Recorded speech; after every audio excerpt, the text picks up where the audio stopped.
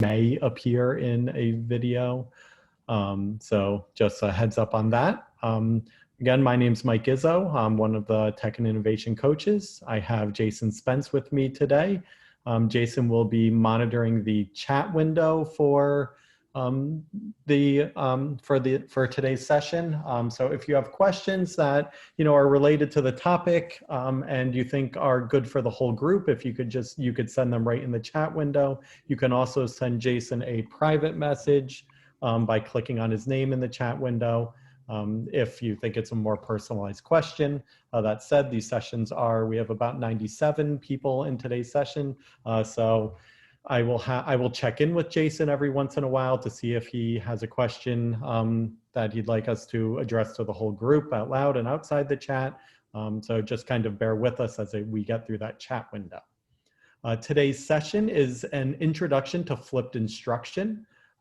You can see on this cover slide that there's a bit.ly link to today's slide deck. There are lots of resources and links on that slide deck, so definitely take a look at it after the session as well, and use it as you see fit. Jason, does it look like I'm good to go as far as starting content now? Yeah, I think it's been around a minute since someone joined. Okay. But yeah, so I put the presentation link in the chat room if you'd like to open that up and follow along with Mike. If you do have questions not related to the topic, just remember to email those to edtech@powayusd.com. Great, thanks, Jason. So today is an introduction to flipped instruction, and what we're going to do today, if my screen share works. Oh God. We're going to try and get my computer to work. I'm going to stop my share for a second and I'm going to reshare my screen because it wasn't working.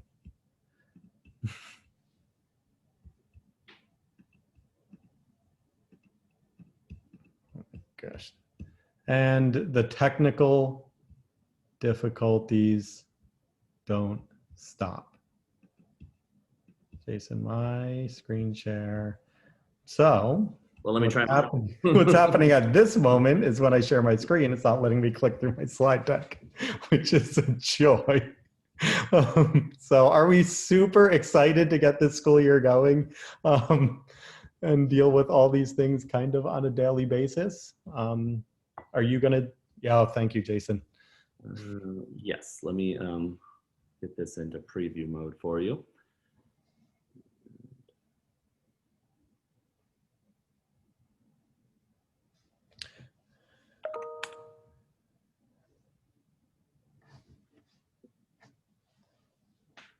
Thank you, Jason. So what we're going to go through today is we're going to go through kind of rethinking the flipped classroom. This isn't a new concept. However, we're rethinking it now in a virtual environment. What does a flipped classroom mean? We're going to give you some tips related to flipped instruction and the use of like video and things like that in a flipped instructional model. We're going to go through our district supported tools, which are mostly the tools you've been seeing trainings on over the last few days, week and a half. And then we're going to show you some additional tech tools that you can use. That's really just a resource. And then there's some additional resources that we're going to give you the opportunity to look through on your own. We have probably only about 20 minutes of content in today's session, and then we did build in significant work time for you to explore and ask questions. Jason, can you click? Thank you. So in the traditional model, we always talk about, we talk about lecture, independent practice, homework was like the traditional classroom. And I understand like the flipped instructional model came out about 15 years ago. We started talking about it. And really over the last 10 years, it's been used more commonly in educational settings. And really the difference being that we provide access to instructional content online. True flipped instruction allows students to control the pacing of their learning as well.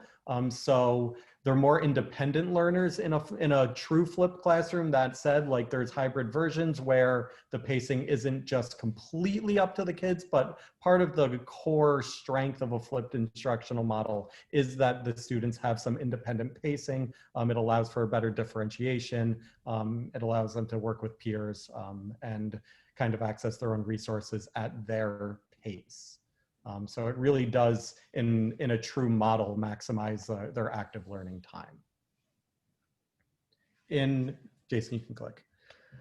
All right, so we have kind of 3 steps, and I'm going to go over what this looks like in a virtual environment next. But we have an offline activity, and when I'm going through this today, I want you to think of your Zoom sessions as live instruction. So that's your live instructional piece, is what you do on Zoom with your students when you're face to face, and the other pieces are kind of your offline and online pieces to that. So an offline activity designed to pique student interest, then you want to flip and engage, right? So that's your online video lesson or activity that engages your students. It can be in discussion, it could be comprehension, questions, note-taking, and then we move into a student-centered offline application activity designed to encourage collaboration and social learning. Those are like the 3 core pieces that we see in flipped instructional methods. Next slide. Sorry, we'll get a better recording the second time.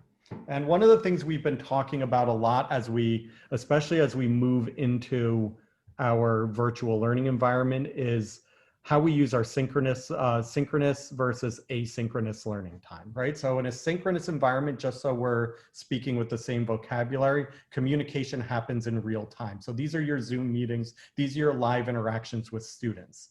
Hopefully more engaging and effective. Synchronous allows for that instant feedback and clarification, right? So when you're in your video conferencing and your Zoom classroom settings, how are you utilizing that time most effectively in order to meet the social emotional needs of your students, in order to give instant feedback, in order to engage your students in collaborative group work?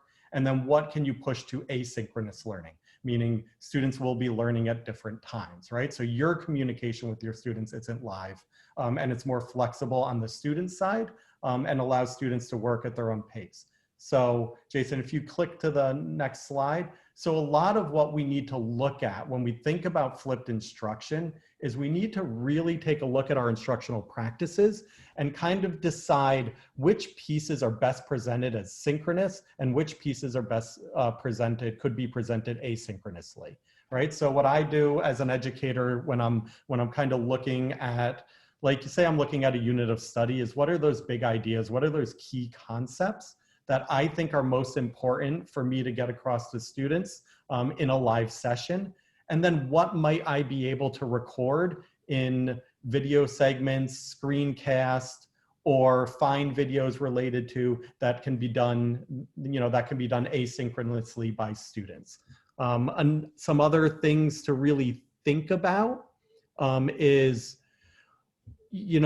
how can you utilize pre-assessments to drive your instruction, right? So I like to, especially in a virtual environment, I mean, not necessarily just virtual, in a virtual environment though, I like to give assessments the prior day that will drive the next day's instruction, right? That'll allow me to create collaborative groupings. That'll allow me to decide how I might structure what pieces I might want to do live. It'll identify common misconceptions, student issues that I might need to reteach and things like that. So definitely think about that piece.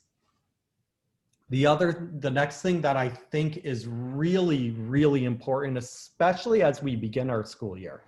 So when we left last school year into distance learning, into that emergency distance learning mode, we, for the most part, knew our students, except for some high schools that changed terms right before or after, we ended up going virtual. we already knew our students, so we had relationships built. We knew them as learners. We knew what they were like. We're starting a school year now where we don't necessarily know our students yet.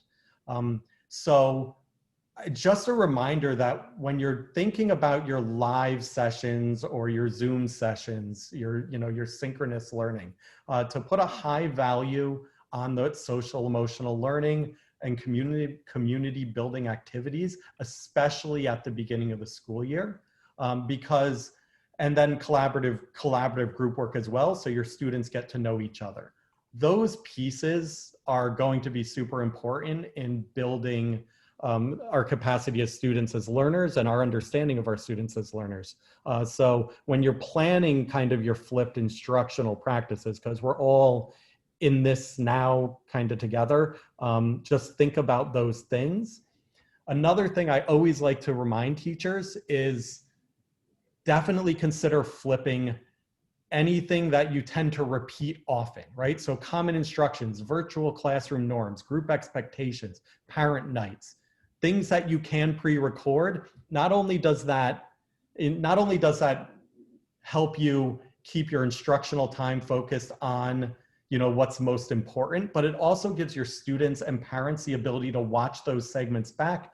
You can refer back to them, like if you have group expectations for breakout rooms in Zoom, you can always refer back to the video, right?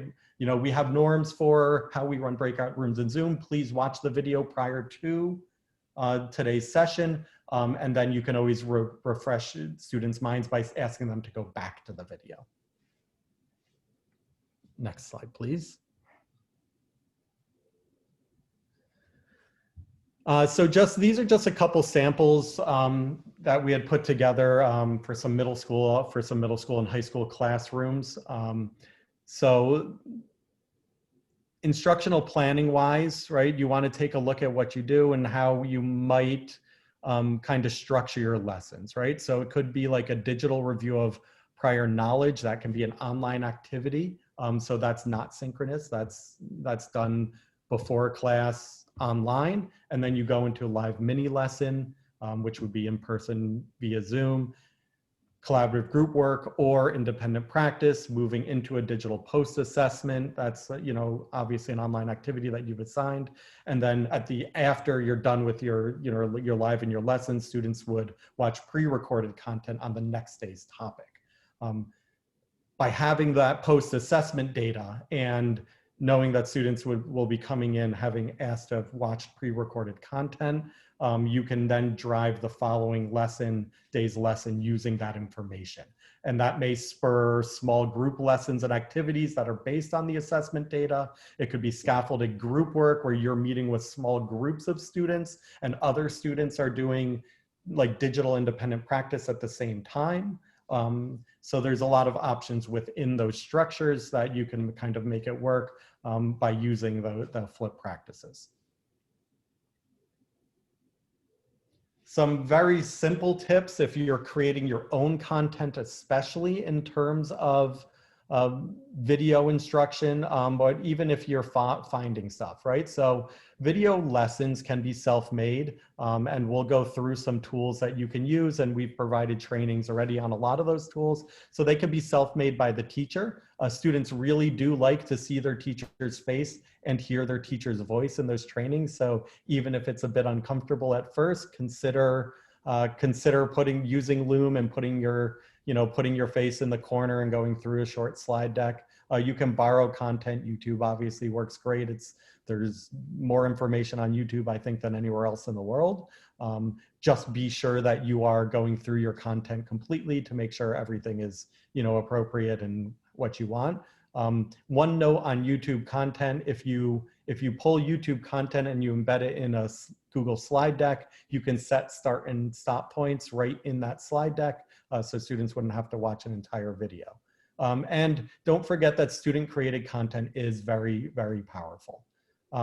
Keep it short. I think you all know what your attention span is, and think about our students' attention spans as well. So 2 to 5 minutes in videos for elementary age students, especially early elementary, upper elementary into secondary. About 15 minutes, I think, is, in my personal opinion, is all the attention. So if you have 30 minutes of content, what I would do is I would think about how can you chunk that into smaller pieces and integrate some other learning activities in between the video lessons. So maybe it's a 5-minute pre-recorded lesson, a couple independent or group activities, and then a 10-minute live lesson. So think about how you can kind of chunk your teaching in order to make those videos a bit shorter. You all know at times we feel like entertainers as educators, so we have to try to keep it as engaging as possible using visual examples, drawings, and maybe just varying the tools that you use so that it's not always the same. It's not always my teacher doing a slide deck on Loom and then a live Zoom call and then activities. So kind of mixing it up a bit, because you can imagine being virtual for an extended period of time might become a bit monotonous for our students. That's just a personal opinion, but it's possible. So next, I think we're going to I'm going to briefly go through each of the tools that we provided training on. That's like what we feel is a really good starting point for everyone in order to start with these tools. So like I've said, we've already provided professional development sessions specifically on these topics. So Loom specifically, Loom is a video recording and screencasting tool, and it's very easily shareable. It integrates with your Google Drive. You can choose to record your camera, microphone, and desktop simultaneously. You can also turn off your camera or microphone, so you can decide if you want to do just a slide deck or if you want to do multiple things. You can record presentations, instructional content, mini lessons. In the slide deck is a link to our professional development video on Loom specifically. If you haven't used Loom and you haven't watched that training, I encourage you to do so as part of your hours for this professional learning. I think that's a valuable use of time. A screencasting tool is vital to flipped instruction. Next. Jason, thank you. Flipgrid is another one. Flipgrid is my absolute favorite student collaboration and discussion tool that is out there. It is free for educators forever. It integrates into Canvas, and tomorrow actually, we are running 2 sessions. If you're interested in integration into Canvas for Flipgrid, we're running 2 sessions on how to set up that integration in Canvas. We've seen it used successfully. Pre-K through universities are using it as well. And it's a very simple tool where for things like discussion topics, any type of video response, question prompts, reflections, response to readings, students explaining mathematical concepts. There's an integrated whiteboard in Flipgrid as well. I've seen it used a lot in math, where students will use the whiteboard and discuss their learnings in math out loud. It's very powerful and very, very easy to use and set up. So definitely take a look at Flipgrid if you haven't looked at that yet. Again, link to the professional development video is right on the page. Next is Cami. Cami is an online document and annotation tool, and that allows students to highlight, underline, strike through PDF documents and other document formats. Students can add text boxes, shapes, images. And it integrates with Google Drive, Classroom, and Jason, I'm correct, we have an integration with Canvas as well in Cami, and we are running a training on that as well tomorrow. Do you know? I think so. Yeah, I think all the integrations are tomorrow. So there'll be a session on the Cami's integration into Canvas tomorrow, if that's something you're interested in using. And a link to the professional development video that's linked there doesn't cover integration. It covers the use of Cami, like how it works and, you know, all of those pieces. Jason, you can go to the next slide, please. Seesaw is an elementary platform that is just amazing for student engagement. It's a portfolio platform where students can create, reflect, share, and collaborate. They can use photos, videos, drawings, text, PDF. There's just a ton of options in there. I mean, it's not technically sold as elementary only. I will say that it looks and feels very elementary. Again, training video, everything in there, but you can push lessons and activities to your students through that. It's really good for asynchronous work.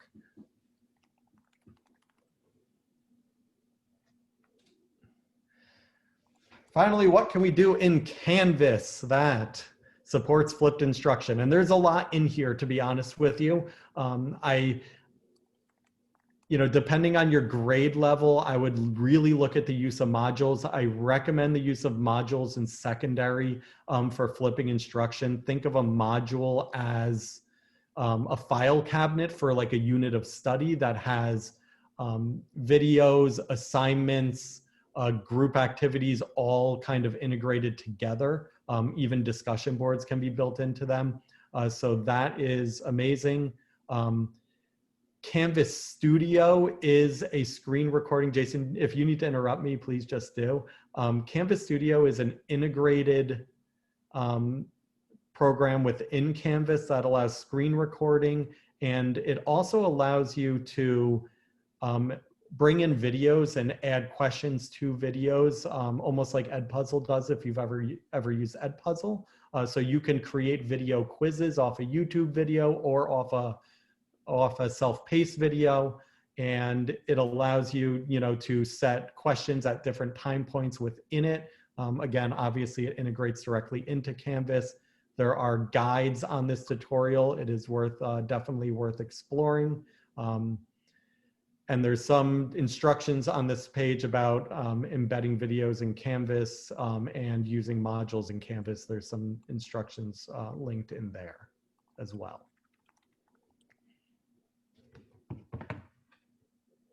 And just one last note, sorry to interrupt, Mike. Yes, tools like Canvas Studio, WeVideo, and even Flipgrid, they do screencasting, but you have to remember, like Loom, that's all it does. And so they have a lot more advanced features. So yes, when someone says they do screencasting, technically that just means they record your screen. It doesn't mean that they have laser pointers or they allow you to draw on the screen or zoom in and shadow out everything else. So, so yeah, just take that into account. Yeah, I would say Loom is your best choice in terms of that. And I think Canvas Studio does have a very easy to use screen recorder that has some good features as well. So you might want to just compare the two. You can see Studio in your Canvas course on the bottom left. You could just click on Studio and you can see it there, and those directions are in there. These are just additional, like we said, there's going to be about 30 minutes of work time in this session. So these are additional free and paid tools that aren't necessarily district supported, but we see a lot of use and there's a lot of benefit too, especially if you're trying to make your content a bit different. All right. But I encourage you not to go into every one of these and try and do something from every tool that was presented at once.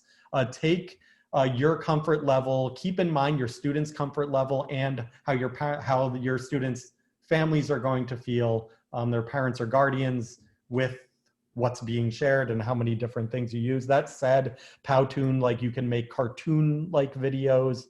Screencastify is another screen recording tool. I would use Loom or Studio, to be honest with you. Explain Everything is a digital whiteboard tool. Whiteboard.fi is also a really cool digital whiteboard tool that you can use and is collaborative in nature. So I would encourage you to just kind of look through some of these and decide how you might be able to, if you want to, use some of them within your instruction. I think just one more. I think there are two more slides in this slide deck. One is just this thank you slide that's about to show up. And maybe. Then there's these video and article resources. I'm not going to make us all watch those. There's some really, there's a couple really good videos that show kind of models of flipped classrooms and how that integrates with blended learning. I would encourage you to watch those on your time if you're interested. A really good article from Edutopia as well. So I think at this point, Mike, just to interrupt, yes. do you know the time limit for a Loom video? Is it like 12 minutes or something? I will check right now, actually, because we are going to go into like. Yeah, and just to remind you all, because you can always look up online, you know, free Loom accounts for teachers. They've made Loom free for teachers for life. So, and I know with those upgraded accounts, you get a lot more features. So I'm pretty sure you can make some decently long videos, not that you'd want to make them too long, but yeah, just to let you know. So at this point, like Jason and I are going to stay on, answer some questions. Actually, I will have to jump off soon, but Jason will stay on and answer some questions. I apologize. I have another training that I have to jump into. If something integrates in Canvas, that means that it works through the Canvas environment, meaning you can create like the Flipgrid integration with Canvas. That means that you can create an assignment in Canvas and choose Flipgrid as the way to push, as the way the assignment shows up. So it all happens built into the Canvas environment instead of linking out to an external site. And I'm gonna stop sharing. And we really, thank you, Jason. And we really did like taking everything that's been offered. And I know we've offered a lot of tool trainings, right? So we've offered a lot of trainings on like, here's a tool that can do this. Here's a tool that can do that. And we really just wanted to give you kind of that instructional context surrounding it. And I want you to keep in mind as well, when you look at flipped instruction, that what you're trying now doesn't necessarily have to end when we move back to an in-person environment, right? You're getting an opportunity to try some new things and do things a bit differently. And I think you'll find a lot of like instructional strategies that you like that you'll want to keep when you move into an in-person environment. And it's important that when we talk about technologies, you know, especially us as tech trainers, the tech is not the most important piece of it. The instructional practices that surround the tech is what's most important. And if you try something and it's not having a huge benefit on student learning, then we need to take a step back and think about how might we adjust this changes in order to really benefit student learning? Because the instructional strategies and that student learning piece is what's more important than throwing as much tech as we can at our students. We want to use tech to enhance student learning. If you didn't get a chance to participate in one of the sessions on SAMR and you're not familiar with that, I would take a look at one of the SAMR sessions that are being run by our team. SAMR is a methodology that helps integrate tech in meaningful ways. So it's another like instructional practice methodology session that's being offered. Just look it up in the PD catalog. I'm not sure when it is, to be honest with you. So I want to say thank you. I do have to drop off this training now because I do have another one. Jason's going to stay in and answer some questions. And like Jason said at the beginning, you can always email us at edtech@powerusd.com. And you know, we'll get back to you as quickly as humanly possible. And